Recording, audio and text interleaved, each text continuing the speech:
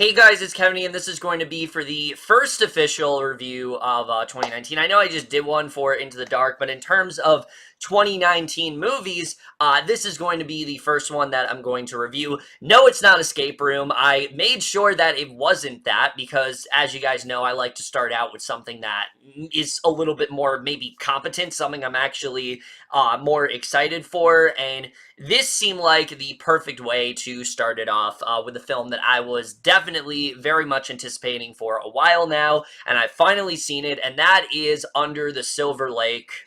And what Under the Silver Lake is essentially about is we center on the character of Sam. He is someone who is very directionless in his life. He doesn't really have a job or occupation. He doesn't really seem to care to.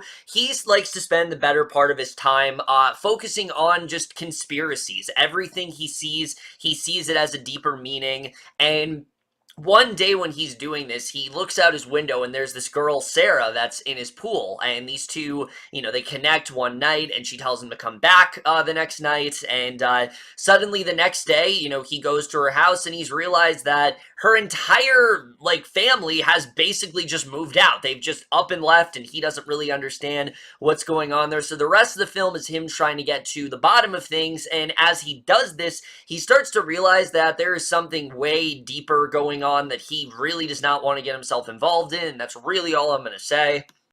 So Under the Silver Lake, I was pretty hyped for this film. Now, admittedly, I have not seen David Robert Mitchell's other film, It Follows. I've heard very mixed things about it. Some people are telling me, oh, you love it, and then I've heard others say, oh, you'd fucking hate that, don't watch it. Initially, I did plan on watching that, actually, before this. That was my plan, but this got leaked early, and I really wanted to watch it, and mainly because it looked really interesting. You know me, I love a good mystery. This definitely seemed like something that I really would enjoy.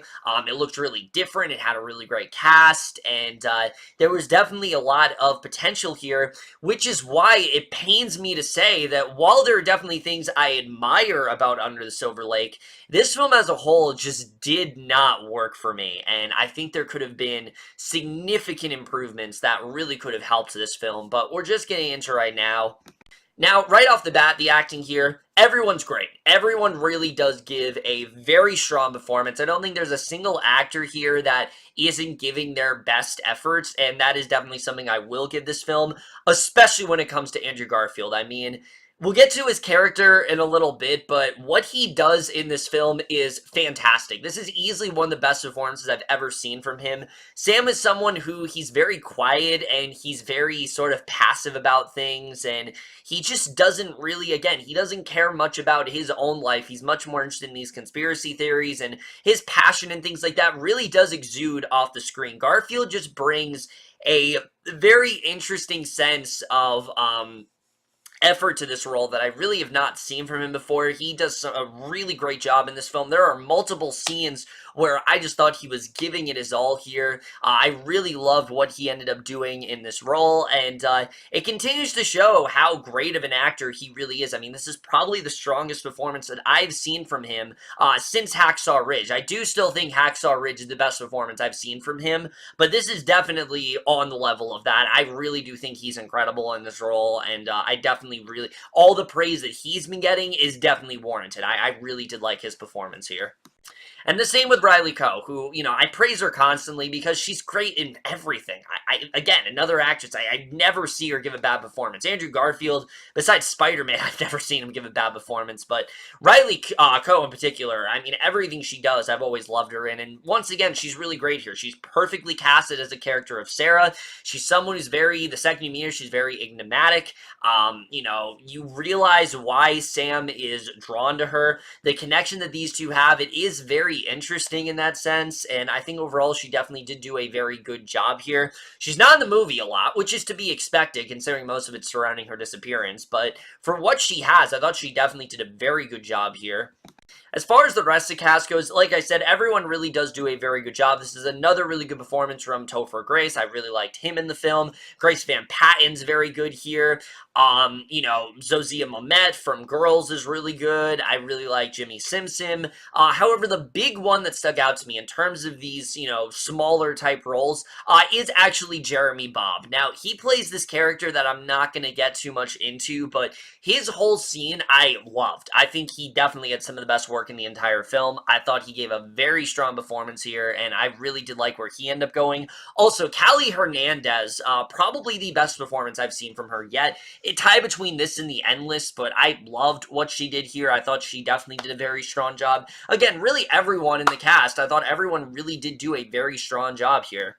Now we get to my real problems with this film, which is the directing and the writing, especially when it comes to the style here, because this film is very heavily stylized. There's a very clear vision that David Robert Mitchell had, and I do respect that. I respect that this guy, he had a specific vision, and he definitely stuck with it, and good for him, because the film definitely does have this very weird sort of film noir type feel, but it's also like a comedy. Like, this is not a film you're supposed to take all that seriously, and Mitchell makes that clear. Like, it's not like that wasn't clear to me, and I do think he did a good job tonal-wise.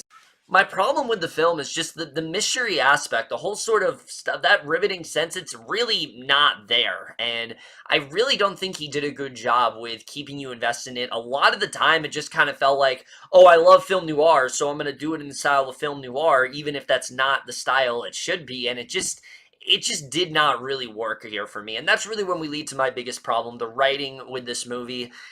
I mean, I'll just say it right now, besides Andrew Garfield and Riley Coe and things like that, I really did not give a shit about much of what was going on in this movie, mainly because I felt it was lacking a greater substance. I mean, look at Sam, for example, our lead character. There's really nothing to him. He is someone who, like I said, he does not care about having a job. His mom calls him very early on, and he makes it clear he doesn't care about that. He thinks basically every single thing in the world has some sort of deeper meaning, and he's always kind of looking further into that, which, sounds like an interesting idea, but also, the girl he meets, Sarah, literally he has one encounter with her, and that's it. And because of that, it's just not a very strong narrative. There's just not a lot to really sink your teeth into, and I think it was definitely a big mistake here. I think they could have done a much better job with the characters in this movie because they're just not really there. And the rest of the characters in this film, I mean, forget about it. They're really just here to just kind of pontificate about something that's troubling them, and that's really it. There's a whole scene in this movie where Topher Grace is just going on about, like, video games and things like that, and again, it's a lot of, like, sure, the conversations in this movie, they are definitely interesting, and they bring about a lot of interesting theories, but similar to conspiracy theories, they don't hold a lot of weight. They don't hold a lot of evidence as to why this has anything to do with what we're talking about. It felt like the film veered off course quite a lot, and that's really my biggest thing here, is that I just felt it was lacking a greater substance. Now, I will say, there are definitely ideas in this movie that I really do like. For example, the reason the movie's called Under the Silver Lake is because there's this comic that Sam reads, called Under the Silver Lake, the author of this comic, he's just, like, mysteriously disappeared. We don't really know what happened to him, he just kind of left, and when he reads the comic, he starts to realize that what's going on, it's sort of intertwining with real life, and that's a really cool idea. There's a lot of stuff you can do with that, and the ways he, tries to go about this mystery, I mean, there's a whole part of the movie where he realizes maybe one of the clues is in, like, this song lyric, and those are really cool ideas. It would help a lot more if I actually cared about this mystery, which I just really didn't. I did not care about what was going on here. It's not very, the seeds planted are not very well laid out, and that's really my biggest thing. And the characters that we meet in this film, like I said, despite what they said about them just going off about whatever, there's not really a lot for them to do. And that's why I like Callie Hernandez's character actually a lot more, because she felt like she had a bigger role in this, where she could have had a greater substance, because her story is actually really interesting. She's this actress, and she doesn't necessarily really want to be anymore, and I thought that was a really interesting setup with her. But again, she's just not in the movie very much, and that's the problem, is that it's one of those films where a lot of it's just Sam talks to this character for a little bit. They give him evidence, they go away. Sam then goes to this character. They're useful to him, so they go away because they're just useless to him. And that's really all it is. Like, there just isn't really a ton going on here, and that really did disappoint me overall. It just felt like there could have been a lot more going on. Also, half of these women in the movie, they're just kind of here to sleep with Sam. It really did not feel like there was a greater purpose there, and again, it just really bothered me. And you guys know, I'm usually really good with finding hidden meanings and really looking deeper into things, but this is one of those things where I'm watching it and I got this sort of alienating sense. Like, I didn't get a sense that there was a lot to look into here because I just did not feel like enough was presented. I didn't feel like we knew enough about these characters to really get invested into the overall story. It just didn't really feel like there was much more going on. And here's the thing. I would be a lot more nicer towards this film if it actually had a satisfying conclusion. But sadly, that's the thing that actually disappointed me the most, is the reasoning behind Sarah's disappearance. When we find out what happened to her, I mean, it doesn't make any sense. It comes out of left field, and it just kind of felt like it was something where they didn't really know what they wanted to do. Like, they didn't really know how she was going to disappear, so they just kind of came up with this one thing, and it was just very underwhelming. The way that whole, the way the whole sort of reveal played out, it made the whole thing feel kind of listless, and it didn't really feel like it had much of a point to it. And that's really my biggest problem, is that the whole story did not feel warranted, did not feel like this mystery itself was overall that interesting, because what it does lead us to is not interesting at all. I really did not care about the end reveal of what was going on, and I just felt very sort of unsatisfied. And look, maybe the point of this movie, and this is the only thing that I got, and maybe this is true, maybe the point of this movie is that sometimes there just aren't explanations for things, but they really don't do a good job with setting that up. The only reason I thought that is because, again, I'm trying to look deep into this movie. I'm trying to find something that's not there, but I think that's what I'm doing. I'm thinking of some sort of interpretation that's just not there, and I'm trying to think that because it's going to make me like the movie more, but as a whole, it really did not work for me, and that definitely was a huge letdown here. I will say, cinematography-wise, this film is gorgeous. There are so many incredible shots here, just shots of Sam, all these different places that he gets to explore. They all have very unique-looking features to them, just the sort of people he becomes entangled with, the costumes they wear. I mean, this film is on point when it comes to cinematography. I know this is the first film I'm reviewing in 2019, but I can already say this is some of the best looking cinematography I will likely see all year. I mean, it has a very specific style to it, and it very much does go for it, and I really do love that. Also, the score itself is extremely riveting and eerie, and it really puts you into the scene. And again, it gives you that sense of urgency that the mystery simply isn't doing. The score, if anything, that's what gave me that urgency. That's what gave me the need to want to find out more of what's going on, and I think they did a better job with that. Also, the editing to this film. Now, this is where we get to a complaint that might not necessarily be valid in a couple months, because I'm hearing that a big reason why this movie has not been released theatrically is because they want to cut it down a lot. It didn't test well with audiences or whatever, and they're trying to cut stuff down. So maybe what I'm saying now will not be the case in a few months. But for now, as it is now, in its current states, this movie is very badly edited. There are so many scenes that just lead to nothing. There are so many scenes that I watched and I'm like, what was really the point of that?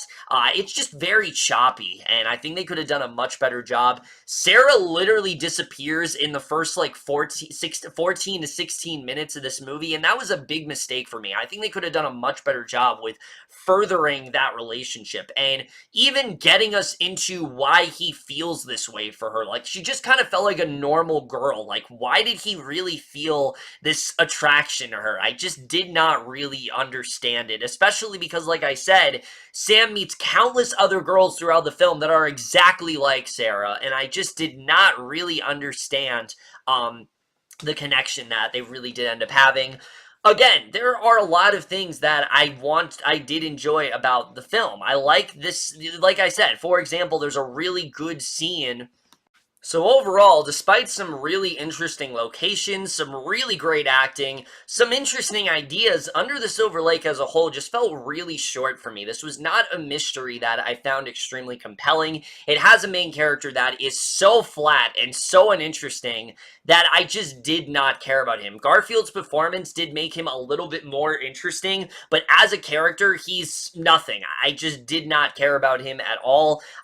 There was so much more I think this movie could have done. It wastes a lot of talent here. Most of them are relegated to very small roles that just don't really add much of anything. There's a lot of stuff that could be cut down. And again, maybe the cut that's coming out in a couple months, maybe that's going to fix it. But in its current state, this was extremely disappointing. There was a lot more I wanted from it. It's already one of the most disappointing films of the entire year for me. I think they just could have made a much more interesting story. And that's really my biggest problem with this is like, I'm really trying to find a deeper meaning here. I'm trying to find something that makes this movie infinitely better, but I just can't seem to do it. And it's mainly just because of how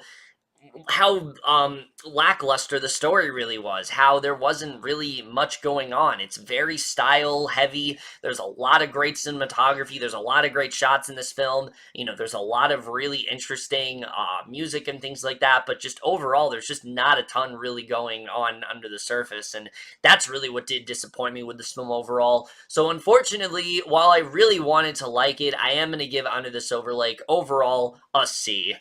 Again, I know there's definitely a sense that this could very much change. Maybe I'll watch the other cut in a few months and I'll be like, hey, it's a lot better now. And if that's the case, I will do an updated video. I'll do an updated video saying I feel this, this, and this. If not, then this will be the review you get. But for now, that's how I feel. If you guys have any sort of other explanations or interpretations or things like that, let me know, because again, maybe there's just something I'm missing here. Maybe there's something I'm missing that I didn't see, and that could very well be the case. But if you guys have seen this movie, let me know what you thought of it. Love to hear your thoughts in it. We'll see you guys in my next video. Very excited to start the year of 2019 overall. Not a great start, I will say that. Not a great start at all. But I am definitely excited to start this year, and that's it for this video. Hope you guys enjoyed it. We'll see you guys in my next video, and I will see you guys for that. Okay, bye.